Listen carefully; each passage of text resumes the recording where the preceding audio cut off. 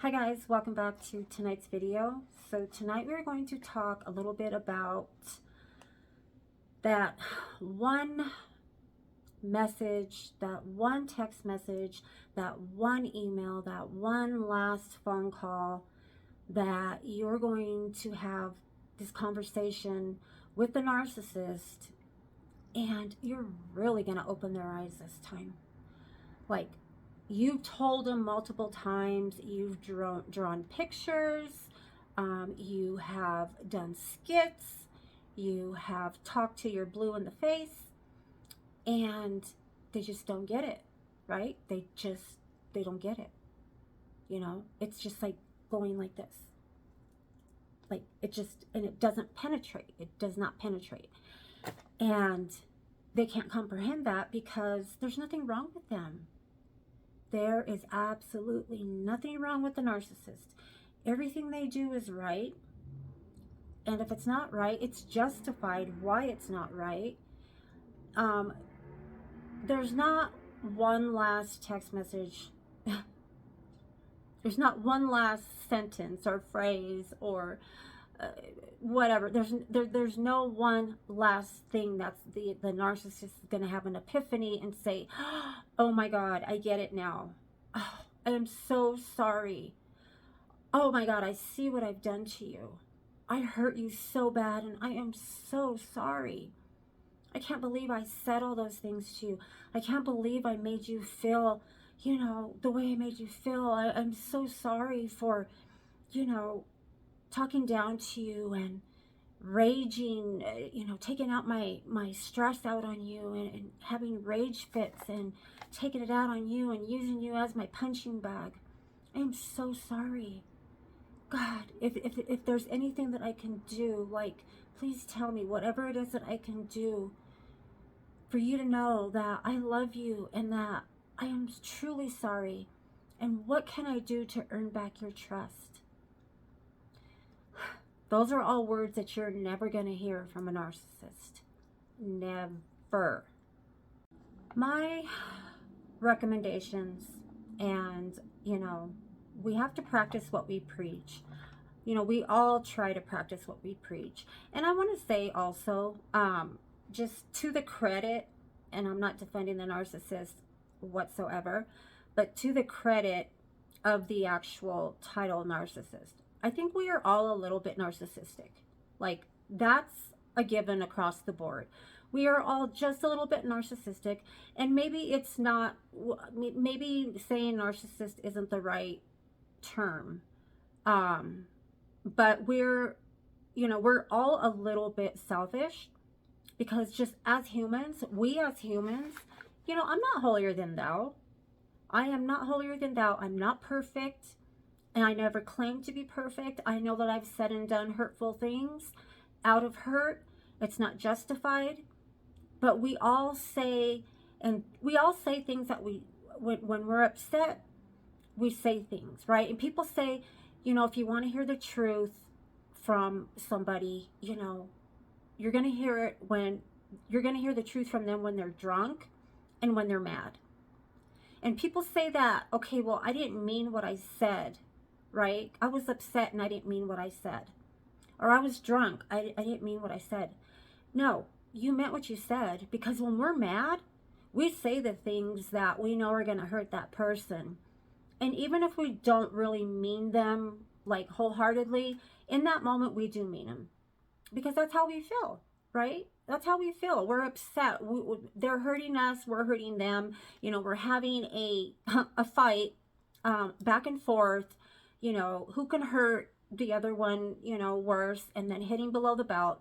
But the difference between an average person and a narcissist is a average person can say, I'm really sorry. Like, I'm so sorry, I didn't mean what I said, and I'm sorry that I hurt you.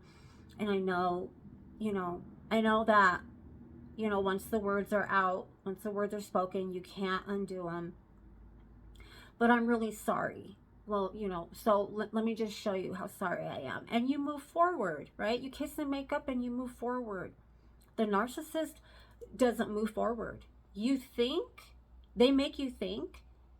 that everything's okay.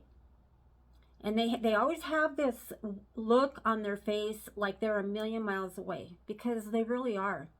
When you're sitting there talking to the narcissist, they're not even hearing anything you're saying.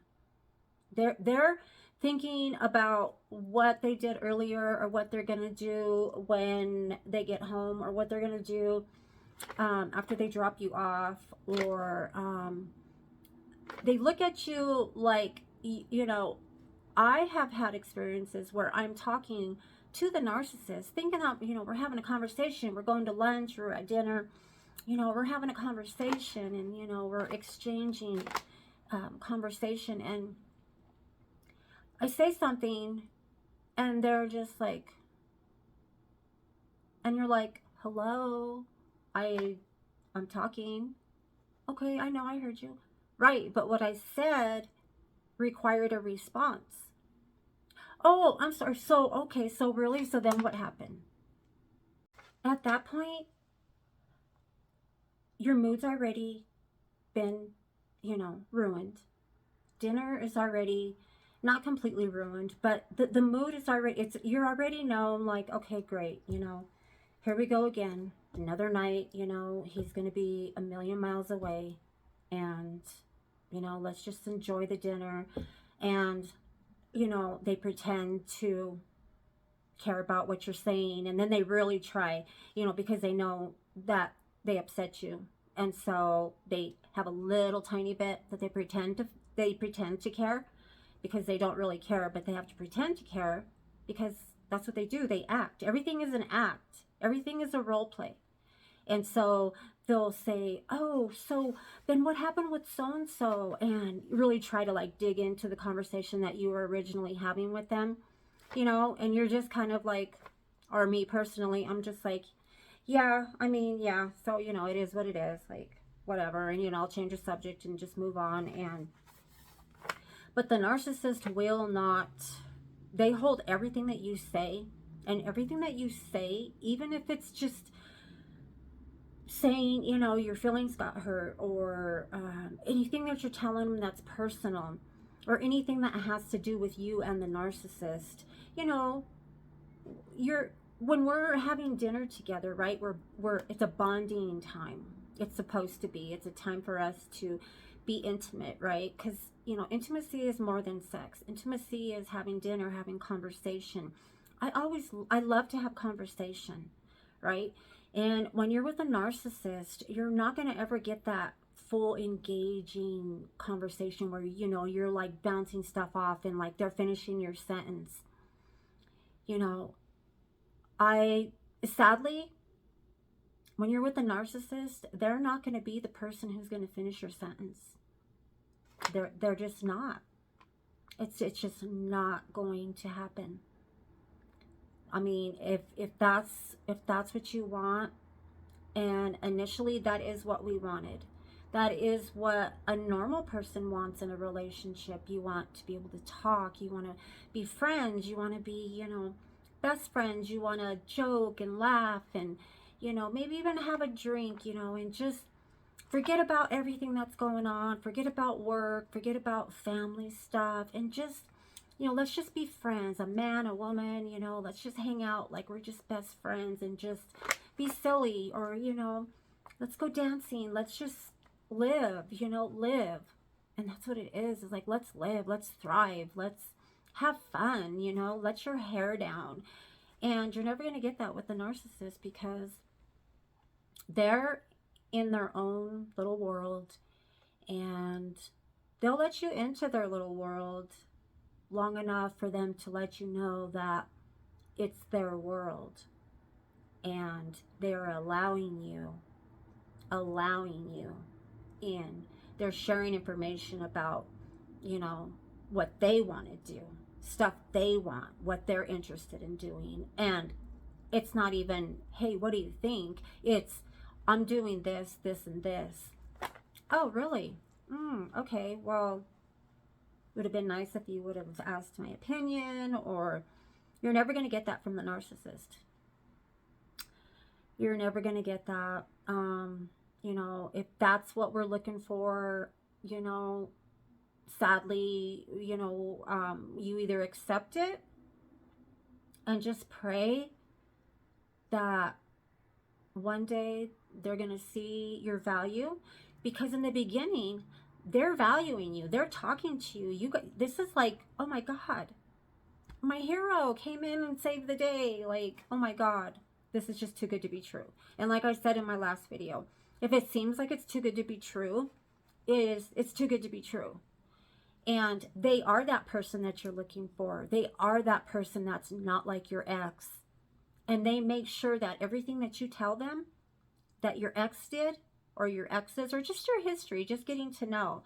Not like, let's sit here and bash our exes. By the way, all their exes are crazy. All their exes are crazy. They're all alcoholics, drug addicts, whatever. All their exes are crazy. No. Nope.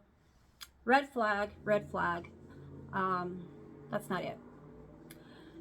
So anyway, I want to keep this video short. I want to keep my videos short with this little series, just because there's so much to talk about with the narcissist. There's so many situations that happen, things that get said, there's the whole devaluing stage. And when they start to devalue you, your relationship is on its way out. It's on its way out. And once they emotionally detach from you, chances are of them reconnecting with you it's not going to happen. And so you have to either learn to accept it and be happy and just accept the little bit that you get, because you're not going to get any more, or you need to just walk away. And for your health's sake, your mental health, your physical health, because your physical health is going to start deteriorating. Little by little, things are going to start happening. It's a given. It's not if it's going to happen, it's when it's going to happen. So anyway, stay safe out there, guys. If you're with a narcissist, if you're happy and you're in love and you're fine with it, then hey, stay. I would not want anybody to leave a happy relationship. If you're content with the little breadcrumbs that they're throwing you, or if you feel like, this is the one for you, then hopefully, I hope that it is, and I hope that they meet your expectations and that it's a healthy relationship. But any relationship with a narcissist is not a healthy relationship. So no matter how you look at it, if you want to justify it and you want to say, I'm happy, he treats me good, at least once a week. So, I mean, it's better than nothing at all. No. You deserve better. You deserve more than once a week, than a little breadcrumb, than a little love bomb. You deserve more, right? It's reciprocation. If you're giving love and nurturing, you deserve that in return. So anyway, that's my little bit on narcissism today and the information that I wanted to share with you guys. And the very first narcissist, Mr. Ernest Jones, you can do your own research on that. But yeah, give this video a thumbs up if you guys found it helpful and informative. Leave me your comments, questions, and suggestions down below.